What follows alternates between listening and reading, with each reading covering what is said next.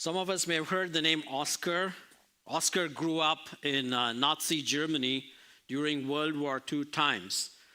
And Oscar had an entrepreneurial spirit. You know, he grew up in a place called the Moravian Territory, and that's the place in Germany where the Moravians, as they are called, were actually the pioneers of missions. They were the first ones to take the gospel all along the Silk Route, all the way to China. And they've been pioneers in several things, so there is a kind of a heritage to that place where Oscar grew up. But he was not a Christian by any means, but he really had a unique gifting, which is to learn new trades. So he learned a lot of new trades that made him very successful. And he ended up, during World War II, working for an armament factory, having his own armament factory, supplying weapons to Nazis. And he himself became a Nazi and was making a lot of money through his business venture, when suddenly, at some point, when he started seeing the German Nazis were gassing and killing innocent Jewish people, and the genocide was taking place, he had a change of heart. And from that point on, what he started to do was trying his best to protect and save as many Jewish people as possible. And he employed close to 2,000 Jews in his armament factory in Poland at that time, who were then prevented by being taken to the gas chambers by the Nazi military and army. But in order to do this, he had to bribe these Nazi commanders and officers, which started getting expensive over time. And he was able to protect them till the end of the World War. But by then, since the Nazis were bent on wiping out all of the Jews, they were placing higher demands to be satisfied by Oscar, and he had to start selling almost every single thing that he had. And finally, just before the Allied forces could rescue the Jews, Oscar went almost bankrupt, saving close to 2,000 of them. And they were liberated. And after they were liberated, Oscar was broke. He had nothing left in his account. He and his wife moved to Argentina in South America to start a new life. He went bankrupt with no money. He came back to Germany and he tried to start many businesses. Only this time all of his businesses failed and he barely had any means to survive.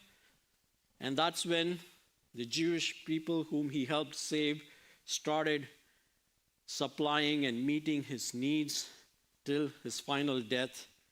And he died in 1974, and he's the only Nazi German who was buried in Jerusalem, in Israel, for his efforts. His name is Oskar Schindler, and there have been books that I've written about him. There's a book called Schindler's Ark, and there's a movie that came as a result of his life and legacy. It's called Schindler's List.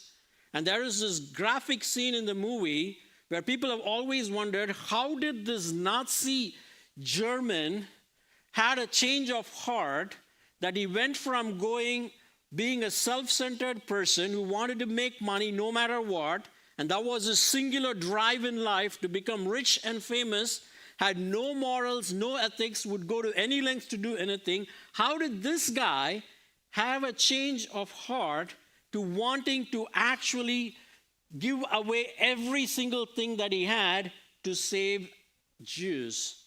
And there is a scene in this movie, it's probably dramatic, we don't know if it was true, where among all the rubble, there is this little girl wearing a red jacket. That red jacket is the only one in color, and everything's black and white, and there's smoke going on and war, and she's standing and crying, and Oskar Schindler sees her, and has a change of heart. And later on, in real life, when one of the survivors of World War II asked him, "Why did you do what you did?" And he said, "I had to. There was no other way." Because he couldn't bear the sight of innocent people being massacred. You know, Schindler's life was driven by a singular pursuit of saving innocent Jews, and he was willing to lose it all for the sake of saving some. It sounds very similar to what we just read in this lengthy chapter in 1 Corinthians 9, where Paul goes to great lengths to show what all he had to lose so that he may save some, not just for this world, but for eternity. The Jews whom Oskar Schindler saved were able to beat death, and their families and generations still exist today. But the lives that Paul was able to save as a result of losing it all are not just saved from this life, but from eternity. And for Schindler, it was his drive. What drove him was to save innocent lives. But Paul says what drove him was the gospel. And so I've titled this sermon today as a gospel-driven life. What is a gospel-driven life? What does a gospel-driven life look like? So let me ask you this question: what drives you in life? You know, there was a book that came about a few years ago by Rick Warren. I think it's called The Purpose-Driven Life, where it became a huge global sensation because he hit on something. He made people to stop and think, what's your purpose? And why don't you try to live your life with a purpose? But I think what makes even more sense today, as we are going to see, is if our lives are driven by the gospel, there's tremendous, tremendous value. So if you ask yourself the question today, what is driving you, what would you say? I'm going to give you 10 seconds to turn to the person right next to you and tell them one word, what drives you. I'm going to drink some water.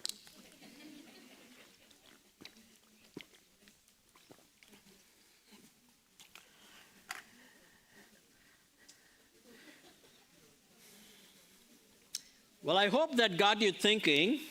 I don't know what your answers are. I couldn't hear all of your responses. Maybe some of you said, well, my work drives me, or my boss drives me. I don't even have a choice. I'm not driven by my work, but my work drives me. Or perhaps for some of you, it's getting good grades in school, or success, or whatever it was. There was something here that was going on in the lives of Corinthians. What appeared to drive them, sadly, was not the gospel. In fact, in the previous chapter, if you remember and recollect, they had a problem because they were not willing to let go of their desire to eat particular types of food that were offensive either to somebody else or was flat out wrong, because they wanted to enjoy their freedom. What drove the Corinthians was their pursuit of freedom. This is a nation that's built with freedom as one of its core principles. It's made everyone pursue freedom. It's embedded in the Constitution, where the pursuit of life, liberty, and happiness is what is the core value that this nation was built upon in reaction to all the wars of Europe and all the atrocities of other forms of government. As good and godly as they are, when any one attribute is taken and made as the only thing, it becomes a problem. To the extent that people have become so intolerant that someone says we have now become slaves of our own freedom, kind of similar to what happened 2,000 years ago in Corinth. So today in this passage, Paul is giving an elaborate description of three aspects of gospel-driven life. The first is what could be the hindrances to our gospel-driven life. The second is what are the characteristics of a gospel-driven life. And third is the blessing of gospel-driven life. Are you ready? The hindrances to gospel-driven life.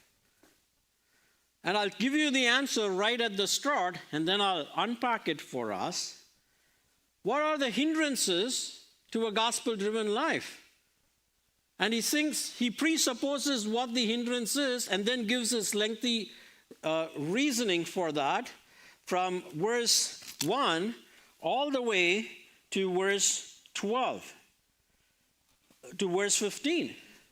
He says the major hindrances to our gospel-driven life is our obsession of our privileges and our needs in contrast to that of others. What hinders us from living a gospel-driven life is our obsession over what we believe are our privileges, what we are entitled to, and what we believe is that our needs matter more than the needs of somebody else. And then let's unpack that as we go along. You know, he goes on to a very unique style of writing. In 24 verses, he raises 18 rhetorical questions. It's a very unique form of writing. It means it's just something that gets him riled up. He's very passionate about this. So he's just shooting questions one after the other. You know, we all have different ways of responding when we get upset about something, right? You know, in our home, I don't want to name who it is. When someone gets upset, they start asking a lot of questions. Oh, do you mean this? Did you say this? Did you try to do this? And before you can think of an answer to the first question, you get 5 other questions. So Paul is getting upset about something, and he's just shooting questions. He's just imagining he's speaking to them, and he's writing all these questions. And let's read them. I'll just read a few of the questions, and then I'll unpack it. He says, am I not free? Am I not an apostle? Have I not seen Jesus our Lord? Are you not my workmanship in the Lord? If to others I am not an apostle, at least I am to you. For you are the seal of my apostleship in the Lord. And again, he says, verse 4, do we not have the right to eat and drink? Do we not have the right to take a believing wife, as do other apostles and brothers of the Lord and Cephas? Or is it only Barnabas and I who have no right to refrain from working for a living?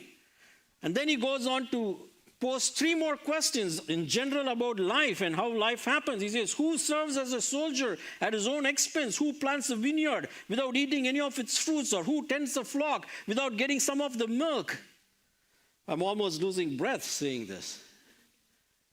And he's presupposing that the answers to that from the Corinthians will be, of course you can, of course you should, of course you have.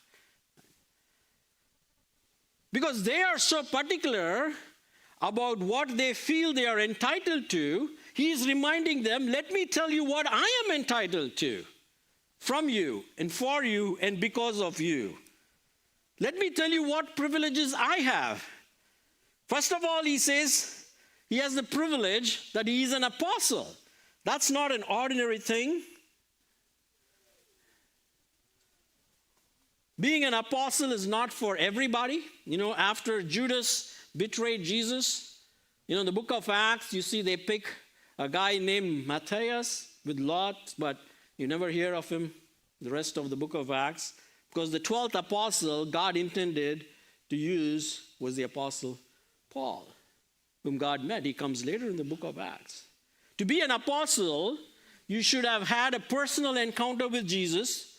You should have seen the resurrected Jesus Christ, and he's the one who should have given you the apostleship call. And it happened to Paul on the road to Damascus. He says he met Jesus when he was blinded. Jesus gave him a vision, and he talks about at least 2 or 3 more times he has a vision of Jesus Christ. He has seen Jesus. You and I have not, and we don't. And Jesus gives him a call. He says, on behalf of me, you're going to suffer, and I'm going to send you out, and you're going to stand before kings and other nations. So he's an apostle with a calling who is sent out. That's a great privilege. And along with that comes a lot of blessings being an apostle. And so that's what he says, am I not an apostle? And he says, am I not free? And Paul is someone who preached the freedom we have in Christ. How we are not living under the law, but living under grace. And as an apostle, he can say he can use that more than anybody else if he wanted to. So the reasons he is listing here, we can categorize them as to what are the reasons he is saying that makes him set apart. He says first his position or his privilege of being an apostle and all the things that come as a result of this. And another aspect of his apostleship was how the church that he established, including the Corinthian church, has come into being as an approval that he is indeed. Then he goes on to the next set of questions that can all be summarized under his personal needs that are to be met. He says because he is an apostle, his need to have food and drink is something that anyone who serves needs to have. And he talks about that. He says, do we not have the right to eat and drink in verse 4? And then he talks about how it is imperative for these Corinthians, they should be supporting him because he is doing his ministry among them. And he's being a faithful missionary among them. And then he says his need for relationship. Commentators think Paul was a widower and he chose not to marry after that. And we don't have any definitive proofs of that. But he says, well, every other apostle has a wife. They have a partner who can come along and encourage them and work with them in ministry. And he thinks of himself and Barnabas. We are not married. Our singular goal is to serve you. And we have not taken that. And then he talks about how those who labor in this world usually are expected to be remunerated from what they do. So he gives the example of a soldier. Says a soldier is not someone who fights for his country during the day and then goes and works in a bakery at night to feed himself. So he's paid for his job. He then talks about a vineyard, a farmer who works a farm. He doesn't work in the vineyard and then he goes and works something else so that he can get paid. No, the vineyard owner pays the farmer. He gets to eat the fruit of his labor. And then he talks about a shepherd. He says, or who tends a flock without getting some of the milk. So his point was, in every other aspect of work, those who do work tend to get paid as a result of that. So in that sense, as an apostle and as a pastor and a missionary, I should be getting paid for my work. And he then goes on, he first talks about his apostolic credentials. Second, he talks about how it's just a universally known need, and specifically in the church, that someone who serves for God needs to be taken care of by them. And then he talks about the Old Testament law in verses 8 onwards. He says how it says, does not the law say the same in verse 9? For it is written in the law of Moses, you shall not muzzle an ox when it treads out the grain. Is it for oxen that God is concerned? Does he not speak entirely for our sake? He's quoting Deuteronomy back there and says where the ox that is used to plow is allowed to eat what it's plowing. So even the law entitles him, if he wants, to get paid for the work that he does. And in verse 11, he says, if we have sown spiritual things among you, is it too much if we reap material things from you? He says, if I have toiled to build you spiritually, to help you grow spiritually, is it odd if I expect that you take care of my personal needs and that you satisfy my needs of food and drink and let me have a family? And he goes on to the Old Testament temple practice in the next few verses. Verse 13, he says, do you not know that those who are employed in the temple service get their food from the temple, and those who serve at the altar share in the sacrificial offerings? And verse 14, he makes the universal principle that the Bible says is that in that same way, the Lord commanded that those who proclaim the gospel should get their living by the gospel. So he starts with the universal claim, talks about how it's common in the world. He talks about the Old Testament law. And finally, he lays this overarching principle that Jesus himself says this is what is the norm. That if someone does this ministry to bring the gospel, and then he throws this bomb. And that's why churches all around the world are expected to take care of those who are preaching the gospel to them. He says, nevertheless, in verse 12, we have not made use of this right, but we endure anything rather than put an obstacle in the way of the gospel of Christ. Though Paul is entitled to receive all this, if you read the book of Acts and other places, he did not take any financial support from them, because as a missionary, when he's out there and he's going to these new cities, he tries to not let people be misguided by thinking he's doing it for the sake of money. So he refuses as a missionary to take money. And that's what happens even today. And that's the reason why we support missionaries, is because they are going into a place where people do not know Christ. They cannot expect those people to support them. So Paul actually, though he works as a tent maker, he thanks them in 2 Corinthians as well. They eventually support him too. The church in Thessalonica supports him when he is ministering in Corinth. So he says, I did not take a single penny from you. Other churches supported me. I tried to work with my hands. So I did not use my God-given privilege of letting you take care of me financially for my needs, because I didn't want that to prevent you from believing in the gospel, which is so precious and so beautiful, that I wanted to share with you. Isn't that one of the reasons why we have so much respect for the missionaries who brought the gospel to us? You know, Ziegenbalg Falk was the first missionary, and Schwartz, the first missionaries who boarded the ship to come to India to share the gospel, were almost imprisoned when they landed in Travancore.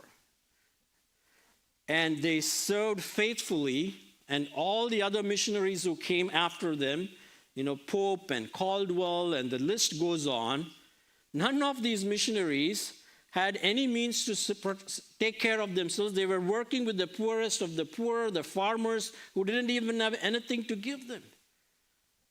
They did have the generous support sometimes of their churches back home, but they lived and died, and their life drew people to hear what is this message that they are saying, so they can come to know Jesus. And Paul is telling them, I have let go of all of these things and not insisted, though I could, that I can take it. And you must think, what is going on in the minds of the readers when they hear this from Paul? Because what are they fighting about? Why are they not willing to let go of their freedom to show love to someone, or to even win that person to Christ? Because they are obsessed with what they need, isn't it? They're not willing to let go of any of those things in their life. And that brings us to the next topic that Paul is going to address. their hindrances, there was a reason why they were doing what they did. They were unable to love someone who was different than them. They were unwilling to experience any difficulty to let go of something, even if it was a good thing, in order to show love to others. It was not actually because of wanting freedom they didn't do it. Beneath that, there was another layer. Why did they care so much about their freedom? Was because beneath that was a desire that they wanted their own pleasures to be met. And so Paul exhorts to reorient them from what drives them, using his personal life as an example. And this is a pattern he is seeing and he's addressing throughout the book of Corinthians, whether it was physical intimacy or food, or later on we are going to see even spiritual gifts. There was only one guiding principle for the Corinthians. They will do something only if that brought them pleasure. They would do something only if they had something to gain from it. And they would mask all of that by saying, I'm free in Christ, I can do whatever I want in Christ. But at the bottom of all of that was a sense of self-worship and an unrelenting desire to quench their own pleasure and needs, and they weren't really loving their neighbor as themselves, which is one of the greatest commandments.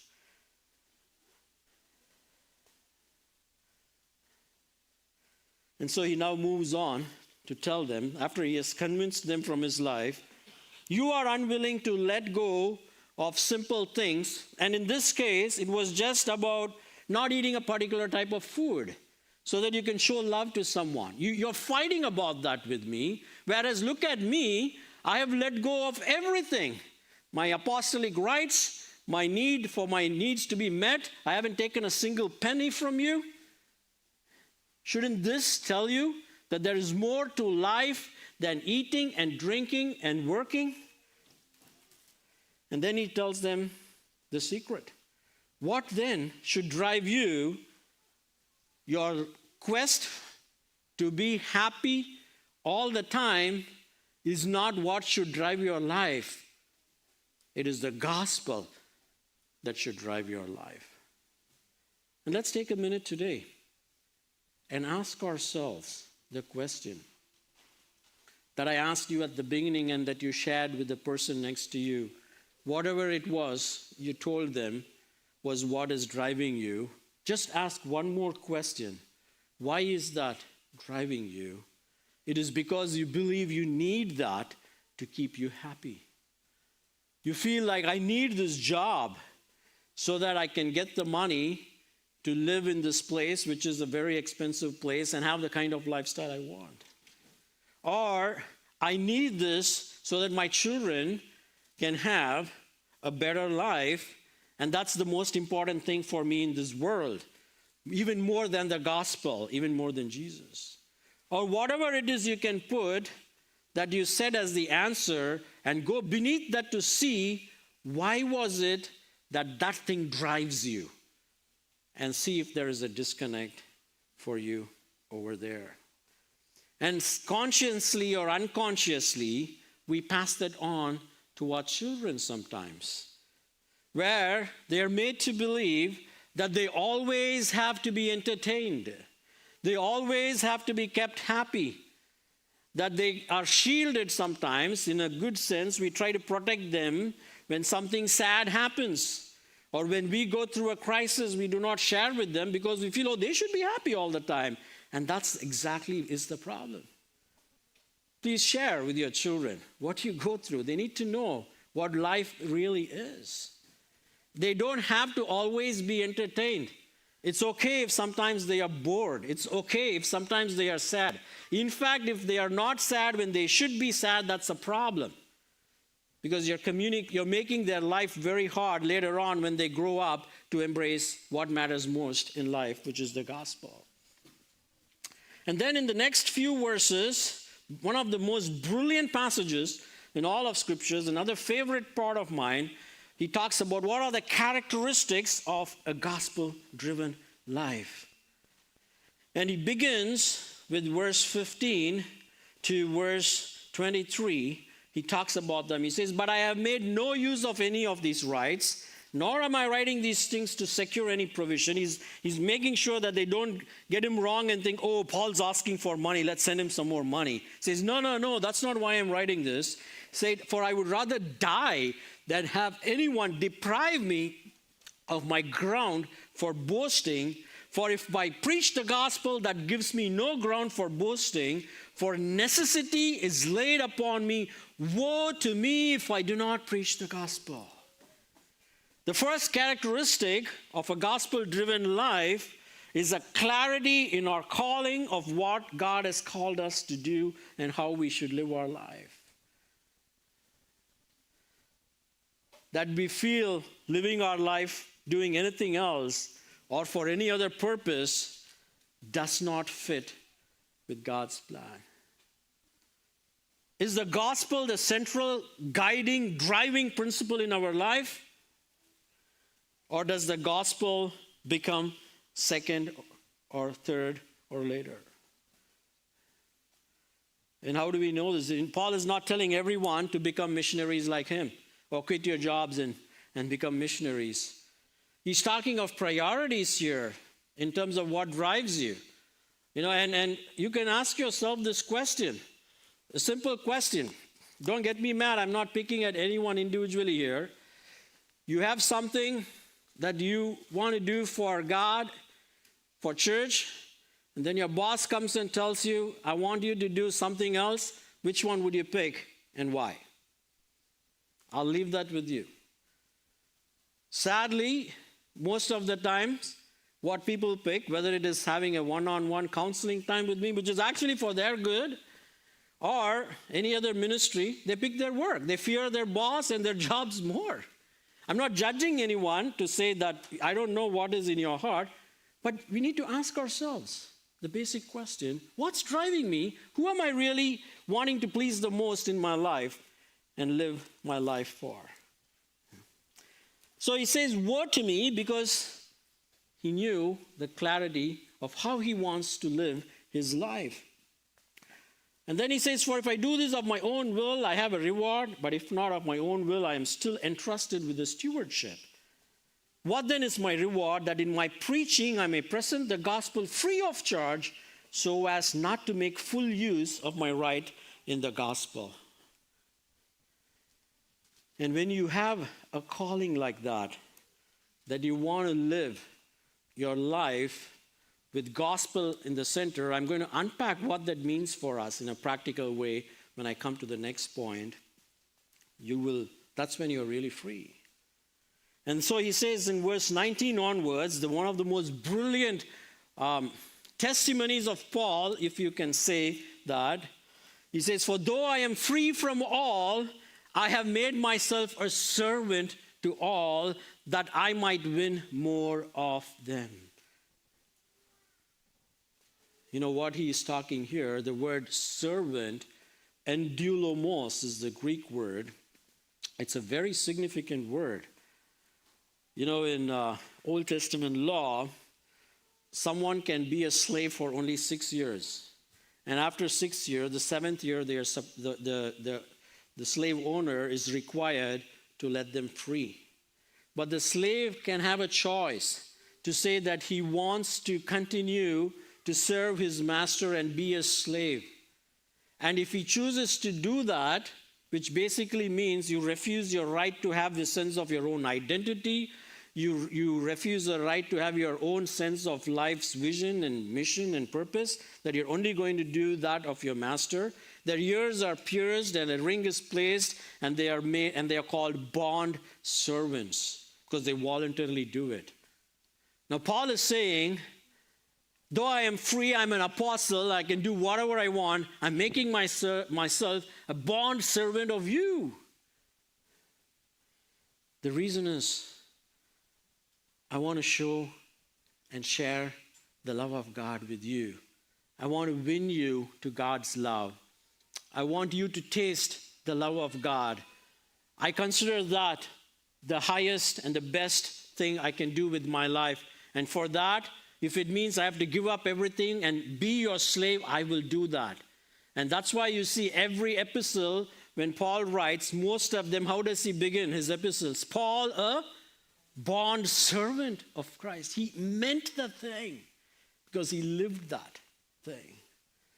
And it's not just only him relinquishing himself and putting himself as a slave. He says, to the Jew, I became as a Jew in order to win Jews. To those under the law, I became as under the law, though not myself being under the law, that I might win those under the law. To those outside the law, I became as one outside the law, not being outside the law of God, but under the law of Christ, that I might win those outside the law. To the weak I became weak, that I might win the weak. I have become all things to all people, that by all means I might save some. I do it all for the sake of the gospel, that I might share with them in its blessings.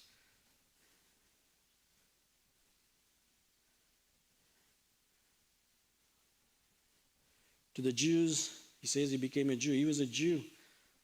Everywhere he went in the book of Acts, those who are power reading, you're going to see, he first goes to the synagogue. And in Romans, he writes, oh, I wish all my fellow brethren were saved. I wish I myself were accursed so that God might save my fellow Jews. He always tried to contextualize or live incarnationally is the word. To those under the law, meaning he knows he's free under the law, but when he takes Timothy and there are people who are not still having that understanding, he circumcises Timothy so that that doesn't become a stumbling block for them. He is willing to do all these things so that he can share God's love to someone. To those outside the law, he's talking about those who do not receive the law, which was basically all of us, the Gentiles, the world's religions. He made that his life mission, to take the gospel to all those countries and nations. He wanted them also to taste the love of God. To those who are weak, says those who are not mature in their way, in their walk. You know, there is a place where it says he made a vow to shave his head or something, and he fulfilled it because he didn't want that to be an obstacle. So he was trying to do all things to all people because of what? He wanted them to taste God's love. He was willing to sacrifice, let go, because he wanted to share God's love. Let me ask you this question today. You don't have to think too big about world missions and going and sharing the gospel with the whole world to Africa or everywhere. How does this work in your own house? Why do you have a fight in your marriage between a husband and a wife? If you dig down deep, isn't it because of the same guiding principle? You're not willing to compromise or let go of something. It may be a personal opinion, a personal pet peeve, but you will fight tooth and nail with your spouse, verbally or non-verbally, like we saw in our conflict session of Love for Life, all those 3 modes of conflict: fighting or fleeing or freezing. Why? You can't even love your own spouse because you feel what you need is more important than what is important to show love to someone who you covenanted to love. Or how about neighbors and friends at work? We only want to connect with others who are like us, we are comfortable with. And even as a church, our church is called a Spectrum Church. Not just our church, any church has credibility in a community only as long as it reflects the demographic of its neighborhood. And our neighborhood is not all Indian here.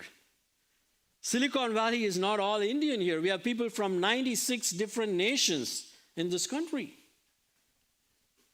We have had people from other countries, part of our church. We've had a German, we've had a Vietnamese, we've had a Filipino. Who else? We have a Sri Lankan. Let me ask you a question.